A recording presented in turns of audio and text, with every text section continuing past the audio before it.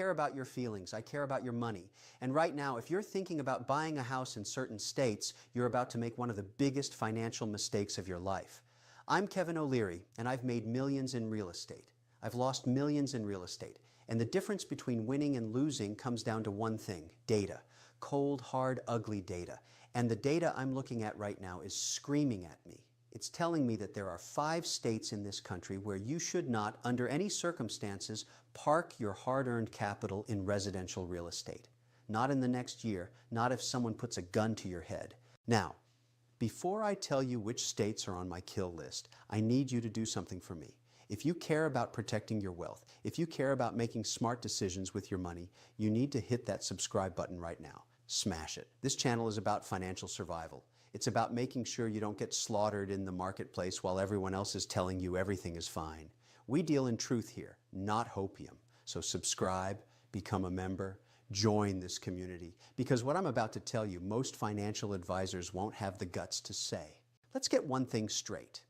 A house is not an investment. I know your parents told you it was. Your real estate agent is telling you it is. But I'm telling you the truth. A house is a place you live. It's a consumption item. It eats your money every single month. Property taxes, insurance, maintenance, the roof, the furnace, the foundation.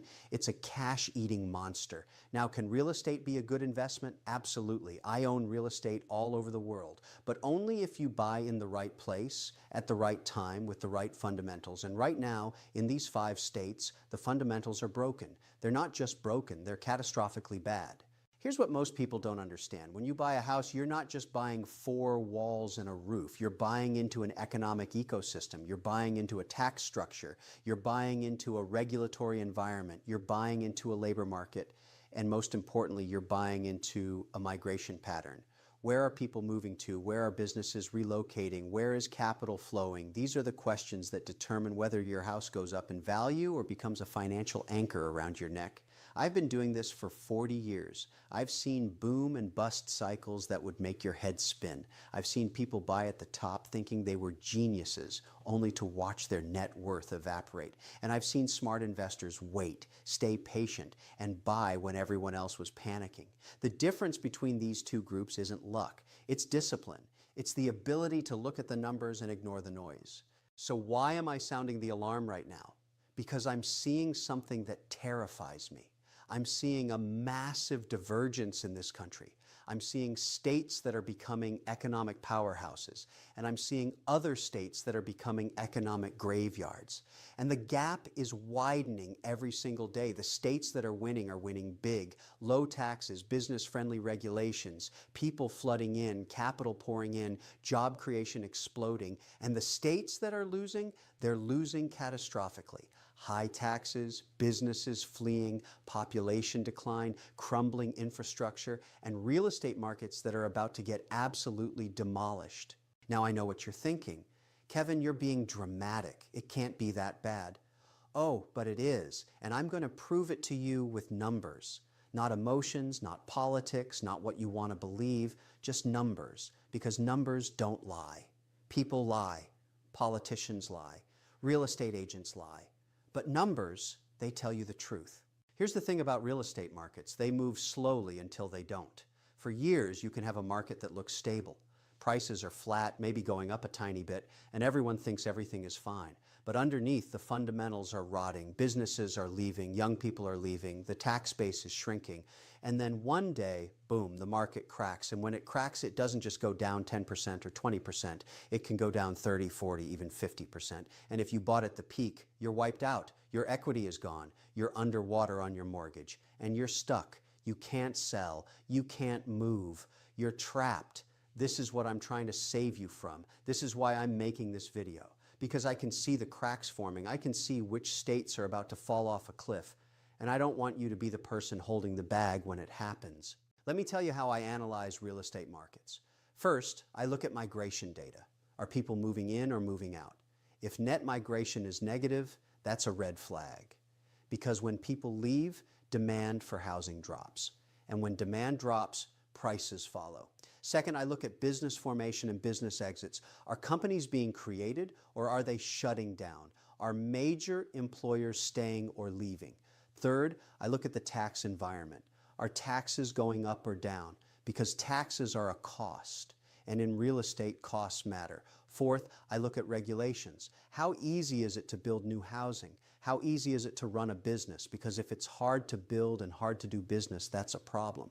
And fifth, I look at debt levels. How much debt does the state have? How much debt do the municipalities have? Because that debt has to be paid, and it gets paid through higher taxes, which drives more people away. When I run these 5 factors through my analysis, 5 states pop up as absolute disasters. These are states where every single metric is flashing red. And if you buy a house in one of these states, you're not making an investment. You're lighting your money on fire. Now, I'm going to walk you through each of these states. I'm going to show you exactly why they're on my avoid list. I'm going to give you the data, I'm going to give you the trends, and I'm going to explain what happens next. Because this isn't just about real estate. This is about the future of America. We're watching a massive reshuffling of economic power. And the states that don't adapt, the states that keep doing the same things that are driving people away, they're going to become economic wastelands. But before I reveal the first state, you need to understand something. This isn't about politics. I don't care if you're a Democrat or a Republican. I care about your money. I care about whether you're making smart decisions or stupid decisions. And buying a house in the wrong state right now is a stupid decision, period. End of story. So here's what I need from you. I need you to put your emotions aside. I need you to look at the facts, and I need you to be honest with yourself about what's really happening. Because the real estate market doesn't care about your feelings. It doesn't care if you love the weather or if your family lives there. It only cares about supply and demand. And right now, in these 5 states, the demand is dying. Are you ready? Are you ready to see which states are about to become financial quicksand? Good. Let's start with the first one. State number 1, California. Now, before you start yelling at me in the comments, let me be clear. I love California. I've made a fortune in California. I have investments in California. But I'm telling you right now, if you're a regular person thinking about buying a primary residence in California, you're making a mistake. Here's why. The tax burden in California is absolutely crushing. You've got state income tax that can hit almost 14% at the top bracket. You've got property taxes, you've got sales taxes, you've got gas taxes, you've got taxes on taxes. And what are you getting for all those taxes? Crumbling roads, failing schools in many districts, a homelessness crisis that's out of control, and wildfires that are getting worse every single year. But here's the real problem. The migration data is devastating. For years now, California has had net negative domestic migration. That means more Americans are leaving California than moving in. And who's leaving? The middle class, the people who actually pay taxes, the people who actually work and build businesses. They're fleeing to Texas, to Florida, to Tennessee, to Nevada. Why? Because they're tired of getting crushed by taxes. They're tired of regulations that make it impossible to do business. They're tired of paying $2 million for a house that would cost $400,000 anywhere else. Now, some people say, but Kevin, California has tech companies, California has Hollywood, California has the weather. Yeah, and you know what? Tech companies are opening massive offices in Austin and Miami. Hollywood is filming in Georgia and New Mexico because of tax incentives. And the weather doesn't matter if you can't afford to live there. Let me tell you something about real estate. Location matters, but value matters more. And right now, California real estate is overvalued by any metric you want to use. Price to income ratios are off the charts. Price to rent ratios are off the charts. The only reason prices haven't crashed yet is because of low inventory. But that's changing. As more people leave, as more houses hit the market, supply is going to overwhelm demand. And when that happens, watch out. Here's what really scares me about California. The state has massive unfunded pension liabilities. We're talking hundreds of billions of dollars that they owe to retired government workers. How do you think they're going to pay for that? Higher taxes. And what happens when you raise taxes? More people leave. It's a death spiral. And if you own real estate in that death spiral, you're going down with it. State number 2, Illinois. Oh boy, where do I even start with Illinois? This state is a fiscal disaster. It's not heading toward a disaster, it's already there. Illinois has some of the highest property taxes in the entire country. In some counties, you're paying 2, 3, even 4% of your home's value every single year just in property taxes. Think about that. If you buy a $500,000 house, you could be paying $15,000 a year in property taxes alone. That's insane. That's more than some people pay in rent. And what's happening in Illinois? The same thing that's happening in California. People are fleeing, the population is shrinking, and it's not just people leaving, it's businesses leaving too. Major corporations have moved their headquarters out of Illinois. They're going to Texas, to Florida, to other states that actually want them. Boeing left, Caterpillar left, Citadel, the massive hedge fund, left. When billionaires are running away from your state, that should tell you something. Chicago, which is the economic engine of Illinois, is in decline. The murder rate is through the roof. Businesses are closing. The downtown is becoming a ghost town in some areas. And the state government keeps raising taxes to try to plug budget holes, which just drives more people away. It's the same death spiral I just described in California, but it's even worse because Illinois doesn't have the weather or the tech industry to fall back on. Here's the thing about Illinois real estate. If you buy a house there, you're not just buying the house.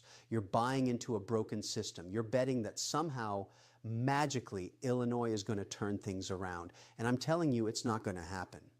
Not without massive structural changes. And those changes aren't coming because the politicians in Illinois are more interested in protecting their power than fixing the problems. State number 3, New York. Now, I know New York. I've done business in New York for decades. New York City is one of the greatest cities in the world. But let me tell you something.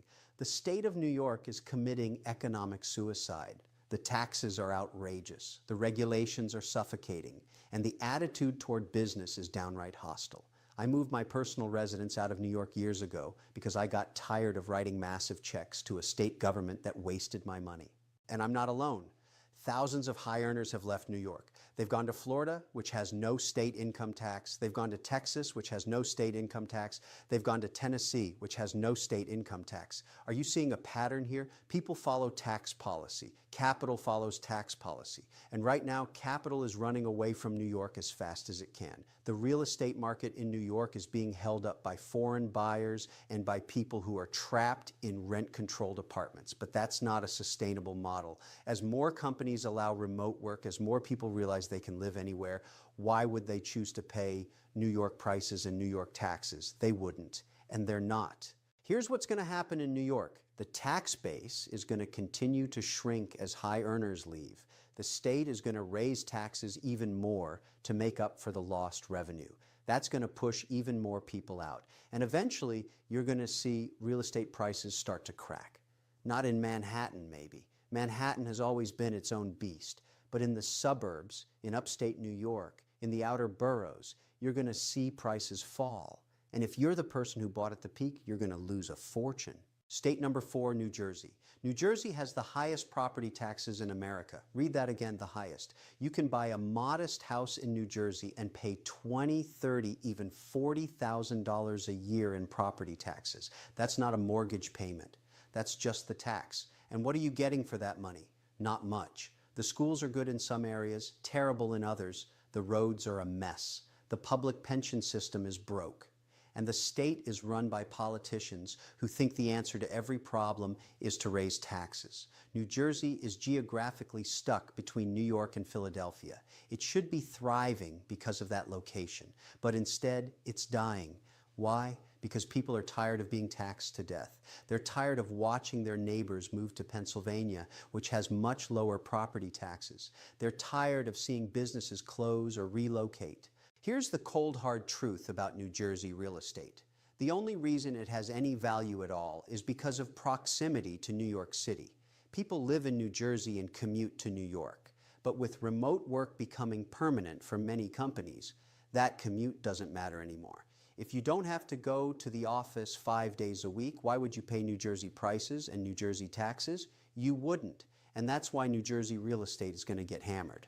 I talk to business owners all the time who have operations in New Jersey. And you know what they tell me? They're planning their exit. They're moving to the south. They're moving to the southwest. They're going anywhere but New Jersey. And when the businesses leave, the jobs leave. And when the jobs leave, the housing market collapses. State number 5, Connecticut. Connecticut is a perfect example of what happens when a state makes terrible policy decisions for decades. It used to be a wealthy state. It had insurance companies, financial services, manufacturing, but over time, the state government kept raising taxes. They kept adding regulations. They kept making it harder and harder to do business, and guess what happened? The businesses left. General Electric left. Aetna left. Countless hedge funds and financial firms moved to Florida. Connecticut has some of the most expensive real estate in the country, especially in Fairfield County. But here's the problem. That real estate is expensive because it used to be where wealthy New Yorkers lived to escape New York City taxes. But now, with remote work, you don't need to live near New York. You can live in Florida and pay zero state income tax. You can live in Texas and pay zero state income tax. So why would you stay in Connecticut and pay high property taxes, high state income taxes, and deal with winters that last 6 months? The answer is you wouldn't, and people aren't. Connecticut's population has been flat to declining for years. The young people leave as soon as they graduate college because there are no jobs. The wealthy retirees leave because they don't want to pay the taxes. And what's left is a shrinking tax base trying to support a massive state government and unfunded pension obligations. Here's what terrifies me about Connecticut real estate. The prices are still high in many areas because the inventory is low. People who own these houses don't want to sell at a loss, so they're holding on. But that can't last forever. Eventually, those homeowners are going to realize that nobody wants to buy their overpriced house in a dying state. And when they all try to sell at the same time, the market's going to collapse. Now, let me be clear about something. I'm not saying these states are going to disappear. I'm not saying everyone should pack up and leave tomorrow. What I'm saying is this: if you're thinking about buying real estate as an investment, if you're thinking about where to park your capital for the next 10 or 20 years, these 5 states are the wrong choice. The trends are against you. The fundamentals are against you. The numbers are against you. You know what I always say on Shark Tank? The numbers don't lie, and right now, the numbers in these 5 states are screaming at you to stay away. So what should you do instead? Where should you be looking? That's what I'm going to tell you next. So now, you're probably asking, Kevin, if these 5 states are disasters, where should I put my money? What states are actually worth investing in? And that's the right question to ask. Because complaining about problems is easy. Finding solutions, that's hard. But I'm going to give you the framework to make smart decisions. First, let me tell you what I look for when I'm analyzing real estate markets. I want to see positive net migration. I want to see people moving in, not moving out. I want to see businesses relocating to the state, not fleeing from it. I want to see a business-friendly tax environment. Notice I didn't say no taxes, I said business-friendly, because taxes pay for infrastructure, schools, and public safety, but they need to be reasonable. I want to see a state government that lives within its means, that doesn't have massive unfunded liabilities that are going to turn into future tax bombs. And I want to see job creation. Real jobs, not government jobs, private sector jobs that actually produce value. When I look at the country through this lens, a few states stand out. Texas, Florida, Tennessee, Arizona, North Carolina. These are states that are winning right now, and they're winning because they're doing the opposite of what California, Illinois, New York, New Jersey, and Connecticut are doing. They have low taxes or no state income tax. They have reasonable regulations. They're attracting businesses like crazy, and people are flooding in. Now, does that mean you should run out and buy a house in Texas tomorrow? Not necessarily, because here's the thing about real estate: timing matters. And right now, because everyone knows these states are hot, prices have gone up significantly. In some markets, they've gone up too much too fast. So you need to be careful. You need to do your homework. You need to look at specific markets, specific neighborhoods, specific properties. But here's the difference. If you buy in a growing state, even if you overpay a little bit, you've got demographic trends on your side. You've got economic growth on your side. You've got migration patterns on your side. Over time, those fundamentals will bail you out. But if you buy in a dying state, even if you get a good deal, you're fighting against the tide. And fighting against the tide is exhausting and expensive. Let me give you an example. Let's say you buy a house in Austin, Texas for $600,000. And let's say you overpaid by $50,000 because the market is hot. That's not ideal, but you know what? Austin is growing like crazy. Companies are moving there. Young people are moving there. The job market is strong. In 5 or 10 years, that $50,000 overpayment won't matter because the market will have grown past it. But now let's say you buy a house in Hartford, Connecticut for $400,000. And let's say you got a great deal because the sellers were desperate. You think you're smart. But in 5 or 10 years, that house might be worth $350,000 because Hartford is shrinking. The economy is weak, people are leaving, you got a good deal on a bad investment. This is what most people don't understand about real estate. Price is what you pay. Value is what you get. And value is determined by fundamentals, not by feelings. I don't care if you love the neighborhood or if you have great memories from visiting as a kid. The market doesn't care about your feelings. The market only cares about supply and demand. Now let me talk about something else that's happening right now. Interest rates. A lot of people are freaking out about interest rates. They're saying, Kevin, rates are higher than they've been in years. Should I wait to buy? And here's what I tell them. Interest rates matter, but they're not the only thing that matters. And in fact, sometimes higher interest rates create opportunities because they scare other buyers away. When everyone is scared, that's when you can find deals. But here's the key. You still need to buy in the right place. A high interest rate on a house in a growing market is better than a low interest rate on a house in a dying market.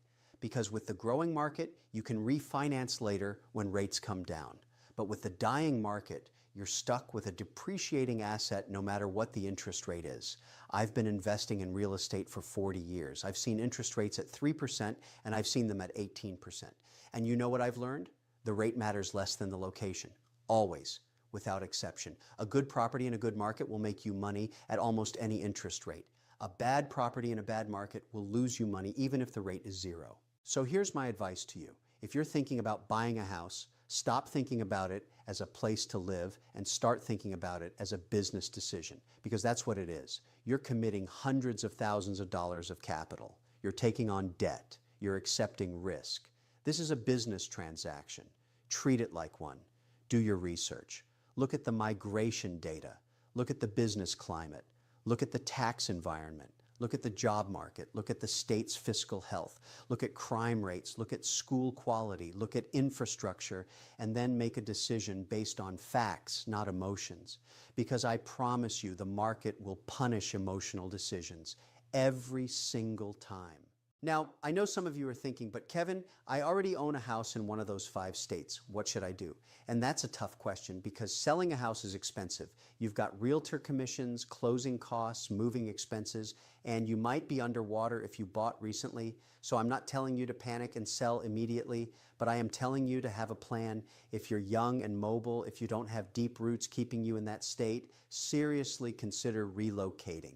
Look for opportunities in growing states. Look for jobs in growing markets because your biggest asset isn't your house. It's your ability to earn income. And you want to be in a place where economic opportunity is expanding, not contracting. If you're older, if you're close to retirement, if you have family ties that make moving difficult, then you need to be realistic about what your house is worth. Don't assume it's going to appreciate. Don't assume you're going to sell it for some huge profit.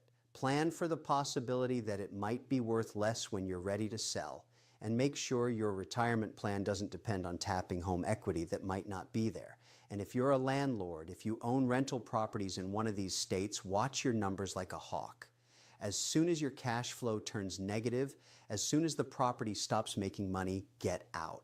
Don't hold on hoping things will turn around, because in a declining market, hope is not a strategy. Hope is how you lose your shirt.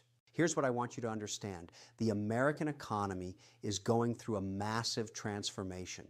We're seeing a shift of economic power from the old guard states to the new emerging states. This isn't temporary. This isn't a blip. This is a fundamental restructuring that's going to play out over decades. And the real estate markets are reflecting that shift. The states that embrace free market principles, that keep taxes low, that welcome businesses, that treat their residents like customers instead of subjects, those states are going to thrive. And the states that continue down the path of high taxes, excessive regulations, and hostility toward business, those states are going to decline. It's that simple. You have a choice. You can ignore the warning signs. You can pretend that everything is fine. You can buy that house in California or Illinois or New York or New Jersey or Connecticut and hope that somehow, magically, things will work out. Or you can look at the data, you can accept reality, and you can make a smart decision that protects your wealth and sets you up for success. I've been very successful in my life, and you know why? It's not because I'm smarter than everyone else. It's because I'm willing to look at uncomfortable truths. I'm willing to change my mind when the facts change. I'm willing to go against the crowd when the crowd is wrong. And right now, the crowd is wrong about real estate in these 5 states. Now, I need you to do something for me. If this video opened your eyes, if it made you think differently about where you're going to invest your money, I need you to smash that like button right now. I need you to share this video with everyone you know who's thinking about buying real estate, because this information could save them from making a catastrophic financial mistake. And I need you to subscribe to this channel and become a member. This is where we tell the truth about money. This is where we don't sugarcoat things. This is where we give you the information you need to make smart decisions. You know what separates successful people from unsuccessful people? Successful people take action. They don't just consume information, they use it. So here's what I want you to do. Take out a piece of paper right now. Write down where you're thinking about buying real estate. Write down the 5 factors I told you about: migration, business climate, taxes, regulations, and fiscal health. Then go research those factors for your target market. Spend a few hours, look at the data. Be honest with yourself about what you find. And if the data tells you that you're about to make a mistake, have the courage to change course. Don't let your ego get in the way. Don't let sunk costs trap you. Don't let other people's expectations control your decisions. This is your money. This is your future. This is your family's security. Protect it. I'm going to leave you with this final thought. The real estate market is unforgiving. It doesn't care about your dreams. It doesn't care about your plans. It only cares about fundamentals. And right now, the fundamentals in California, Illinois, New York, New Jersey, and Connecticut are broken. You can choose to believe that, or you can choose to ignore it. But the market is going to do what the market is going to do, regardless of what you believe. I've given you the information. I've shown you the warning signs. Now it's up to you to decide what to do with it. Are you going to be the